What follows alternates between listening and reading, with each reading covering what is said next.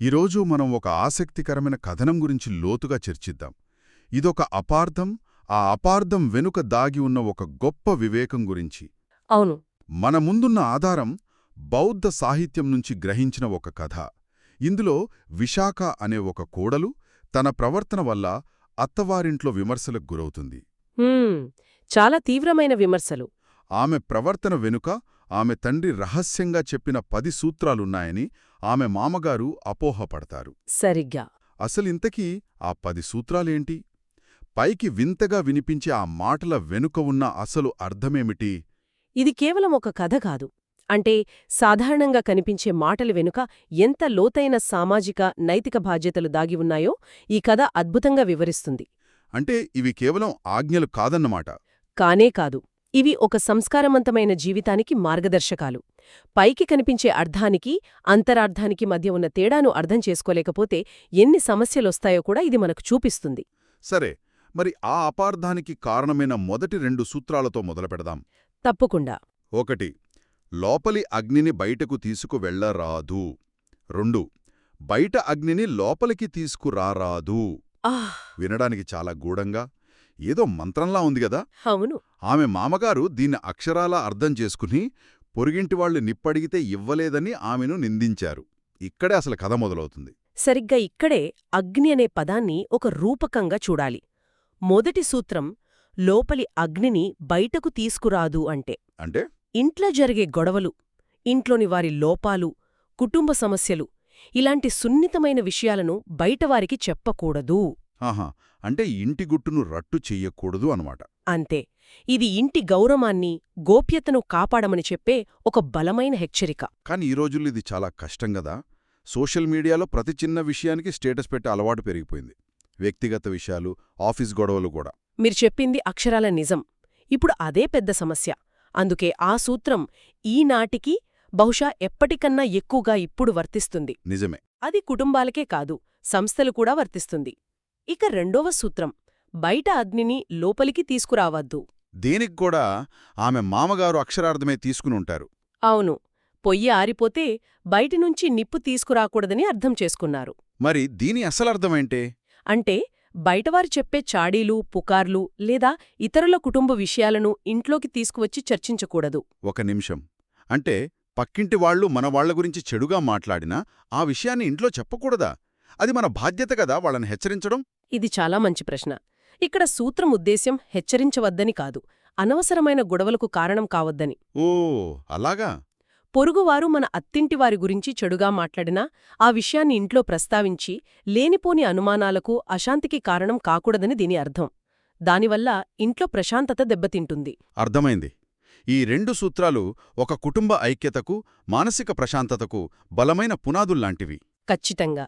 కుటుంబంలో ప్రశాంతత, గౌరవం నిలబెట్టడం గురించి ఈ సూత్రాలు చాలా స్పష్టంగా చెప్పాయి. అయితే తర్వాటి సూత్రాలు వనరుల పంపకం గురించి ఉన్నాయి. అవును. అప్పు ఇవ్వడం, తీసుకోవడం గురించి. అవి 3. తిరిగి ఇచ్చేవాడికే ఏమైనా ఇవ్వాలి.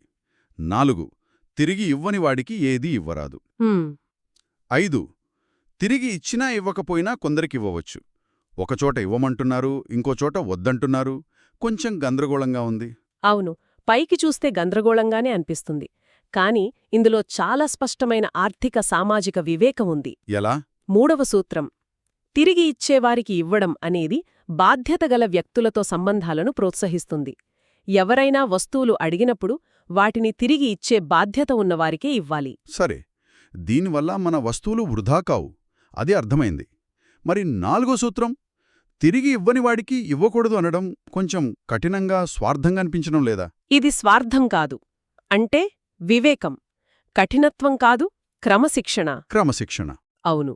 తిరిగి ఇవ్వని వారికి ఇవ్వకపోవడం అనేది మనల్ని మనం మోసపోకుండా కాపాడుకోవడానికే కాదు, ఎదుటివారిలో బాధ్యతారాహిత్యాన్ని ప్రోత్సహించకుండా ఉండటానికి కూడా. ఆహా. తీసుకున్న వస్తువులను తిరిగి ఇవ్వని వారికి పదే పదే ఇవ్వడం వల్ల మనకు నష్టం జరగడమే కాకుండా వారిలో ఆ ప్రవర్తన మరింత బలపడుతుంది. ఇది ఒక రకమైన ఆర్థిక క్రమశిక్షణ. ఇక 5వ సూత్రం తిరిగి ఇచ్చినా ఇవ్వకపోయినా కొందరికి ఇవ్వవచ్చు. ఇది మొదటి రెండింటికి పూర్తి భిన్నంగా ఉంది. ఇప్పుడు ఆ క్రమశిక్షణేమైంది?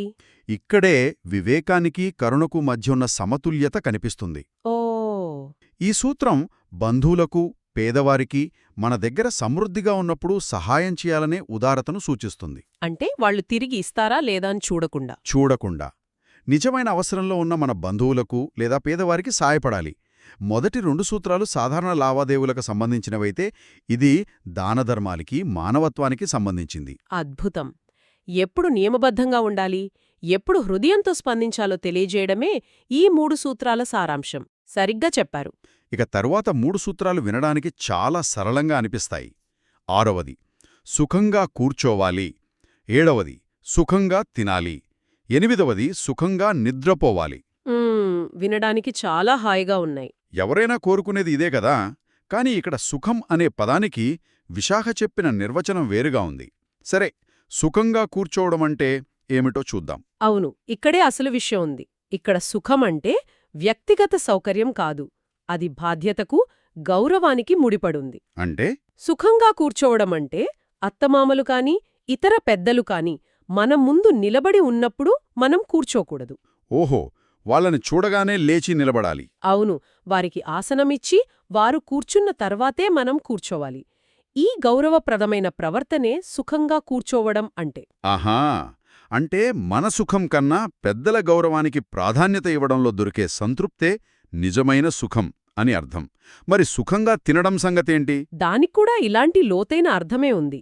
సుఖంగా తినడమంటే మన ఆకలిని ముందు చూసుకోవడం కాదు. మరి ముందుగా ఇంట్లోని పెద్దలకు, భర్తకు, పిల్లలకు అందరికీ వడ్డించి, వారి భోజనమైన తర్వాత అందరి అవసరాలు తీర్చామనే సంతృప్తితో తాను ప్రశాంతంగా తినడం. ఆహా, ఆ తృప్తే ఇక్కడ సుఖమనుమాట. ఖచ్చితంగా. అందరి కడుపు నింపాక తినడంలో ఒక తృప్తి ఉంటుంది. అదే సుఖం. నిజమే. ఇంట్లో అందరూ తిన్న తర్వాత ప్రశాంతంగా కూర్చుని తినడంలో ఉండే సంతృప్తే వేరు. ఇక 8వది సుఖంగా నిద్రపోవడం. దీని వెనుకున్న సూత్రం కూడా ఇదేనా? అవును, సుఖంగా నిద్రపోవడం అంటే అలసిపోయి మంచం మీద వాలిపోవడం కాదు. కాదా? కాదు. ఇంట్లో పనులన్నీ పూర్తి చేసుకుని, పాత్రలు శుభ్రం చేసి, తలుపులు గడియలు పెట్టి, అన్నీ సర్దుకున్న తర్వాత నిద్రకు ఉపక్రమించడం. అంటే ఒక గృహిణిగా తన బాధ్యతలన్నీ నెరవేర్చాను అనే తృప్తితో నిద్రపోవడం. అవును. కాబట్టి ఇక్కడ సుఖమనేది బాధ్యతలు నెరవేర్చడంలో దొరికే మానసిక ప్రశాంతత, సంతృప్తి. నిజమైన సుఖం స్వార్థంలో కాదు, సేవలో ఉందని ఈ 3 సూత్రాలు చెబుతున్నాయి. చాలా లోతైన విశ్లేషణ. ఇక చివరి 2 సూత్రాలు. 9వది అగ్ని పరిచర్యలు చెయ్యాలి మరియు 10వది ఇంట్లోని దేవతలకు నమస్కరించాలి. మళ్ళీ ఇక్కడ అగ్ని, దేవతలు వంటి ప్రతీకలొచ్చాయి. వీటి అర్థమేమై ఉంటుంది? 9వ సూత్రం అగ్ని పరిచర్యలు చెయ్యాలి. మొదటి సూత్రంలోలాగే ఇక్కడ కూడా అగ్ని ఒక రూపకమే. ఎలాగా? మనం అగ్నిని ఎంత జాగ్రత్తగా, గౌరవంగా చూసుకుంటామో అలాగే భర్తను, అత్తమామలను, ఇంట్లోని వృద్ధులను గౌరవించి వారికి సేవ చేయాలని అర్థం. ఆహా, అంటే కుటుంబానికి పెద్దలు కేంద్రం కాబట్టి. అవును, వారిని జాగ్రత్తగా చూసుకోవడమే నిజమైన అగ్నిపరిచర్య. అద్భుతం. ఇక 10వ సూత్రం ఇంట్లోని దేవతలకు నమస్కరించాలి. దీని వివరణ మన కథనంలోనే స్పష్టంగా ఉంది కదా? అవును, అత్యంత స్పష్టంగా ఉంది. ఇక్కడ దేవతలు అంటే గుడిలో ఉండే విగ్రహాలు కాదు. మరి ఎవరు? భర్త, అత్తమామలు, వృద్ధులే. వాళ్లే ఇంట్లోని దేవతలు. అంటే నిజమైన దైవత్వం ఇంట్లోని పెద్దల సేవలోనే ఉందని? కన్నా ఇంట్లో ఉన్న పెద్దవారికి సేవ చేయడం ముఖ్యమని ఇది చెప్తోంది.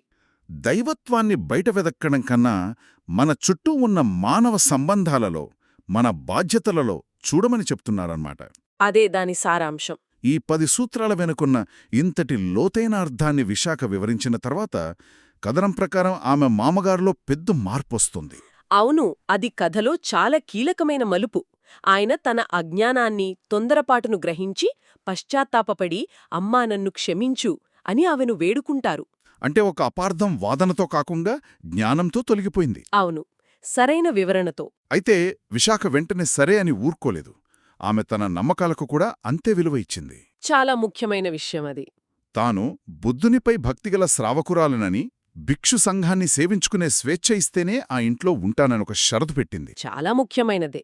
తన బాధ్యతలను వివరిస్తూనే తన ఆధ్యాత్మిక ఆచరణల పట్ల తనుకున్న నిబద్ధతను, దానికి కావలసిన స్వేచ్ఛను కూడా స్పష్టంగా అడిగి పొందింది. దానికి మామగారు వెంటనే అంగీకరించారు. అవును, నీ ఇష్టమొచ్చిన రీతిలో భిక్షు సంఘాన్ని సేవించుకోవచ్చు, నాకేమీ అభ్యంతరం లేదు అని మాట ఇస్తారు. ఇది సరైన సంభాషణ యొక్క ప్రాముఖ్యతను తెలియజేస్తోంది. బాధ్యత, స్వేచ్ఛ రెండూ ముఖ్యమేనని చూపిస్తుంది. అవును, ఒకే నాణ్యానికి రెండు ముఖాలని. మరి ఈ కథ, ఈ 10 సూత్రాల నుంచి మనమేం గ్రహించాలి? ఇవి కేవలం ఒక పాతకాలపు కోడలికి చెప్పిన నియమాలు మాత్రమే కాదని స్పష్టమవుతుంది కదా? అస్సలు కాదు. వీటిలో గోప్యత, విచక్షణతో కూడిన సహాయం, బాధ్యత, పెద్దల పట్ల గౌరవం వంటి ఎన్నో సార్వత్రిక విలువలున్నాయి. నిజమే. ఇది ఒక ముఖ్యమైన ప్రశ్నను మన ముందుంచుతోంది. ఈ సూత్రాలలోని సారమంటే మన మాటలను, చేతలను నియంత్రించుకోవడం, బాధ్యతలో ఆనందాన్ని వెతుక్కోవడం. హ్మ్. ఇవి ఈరోజు మన కార్పొరేట్ ఆఫీసుల్లో, మన స్నేహాల్లో, మన ఆన్లైన్ ప్రవర్తనలో ఎంతవరకు వర్తిస్తాయి? మంచి ప్రశ్న. బహుశా ఆ పాతకాలపు వివేకంలో మన ఆధునిక సమస్యలకు కొన్ని సమాధానాలు దొరకవచ్చేమో. ఒకరినొకరు అర్థం చేసుకోకుండా అపోహలకు తావివ్వడం కన్నా కూర్చుని మాట్లాడుకుంటే ఎంతటి సమస్యనైనా పరిష్కరించవచ్చనేది ఈ కథలోని అంతిమ సందేశం.